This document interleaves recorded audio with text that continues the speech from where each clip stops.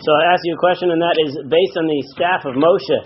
The staff of Moshe that we know so well, that performs all the miracles. What staff is used when it comes to turning the staff into a snake? So we have a couple of verses here that give us a little bit nuance here to tell us something. First thing to note is in Ibn Ezra. The Ibn Ezra says that when Hashem tells Moshe to go to Pharaoh, and Pharaoh says, "Give me a sign," you're going to tell Aaron, "Kach es matcha." You're going to tell Aaron, "Take your staff and throw it before Pharaoh, and it will become a tanin. It won't become a nachash; it will become a tanin."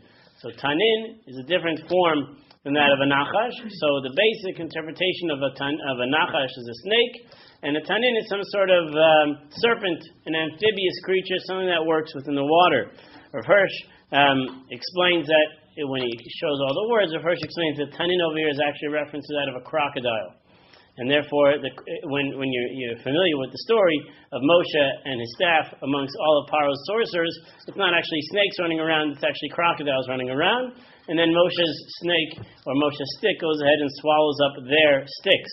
So the verse says over there, throw it before Pharaoh, become a tanin. Moshe comes, and he does exactly what Hashem tells him. Vayasukein kasher tziva Hashem, they did what Hashem commanded him. Vayeshlech Aaron as matehu. Aaron throws his staff to the ground in front of Pharaoh, and it turns into this serpent creature. And Pharaoh calls all of his men, and they do the same thing with their incantations. They throw their staffs to the ground, vayihiyula taninim, and they also become the same level of creature, not a snake, but rather a tanin, which is some sort of amphibious creature, whether it's a serpent or a crocodile. And then Moshe's staff goes ahead and swallows up their staffs. So in staff form they get swallowed up, and Pharaoh's heart gets hardened. And then therefore the verse goes and says, go to Pharaoh, v'hinei yotzei mayim, he's going to go to the water, and then v'hamateh asher napach lenachash tikach biyadecha, the staff that turned into a nachash, I want you to take in your hand to turn the water into blood. So which staff is actually being used over here?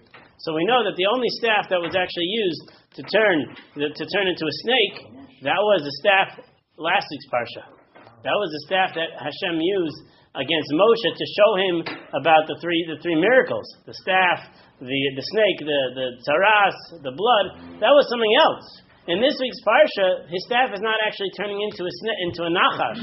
It's turning into a tanin. So it seems like it's a totally different thing. The Ibn Ezra over here explains, don't worry, the staff that he tells Aaron to take is actually Moshe's staff.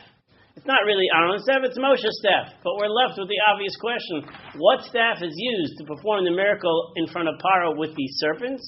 And what staff is then going to be subsequently used in order to turn the water and everything else into the miraculous form? So here, you have to look at Pshat, just simply on a Pshat level. There are two different staffs being used over here. The staff that turns into a serpent in front of Pharaoh that then swallows it up seems to be a different staff, because that turns into a tanin. Whereas the staff that's going to be used to turn the blood into water, that was from last week's Parsha, and that's going to be the staff, water into blood, that's going to be the staff that turned into a nachash. A nachash and a tanin are entirely different creatures. Look at the psukim yourself to see, and then hopefully get a reframe of what's actually happening in the Parsha.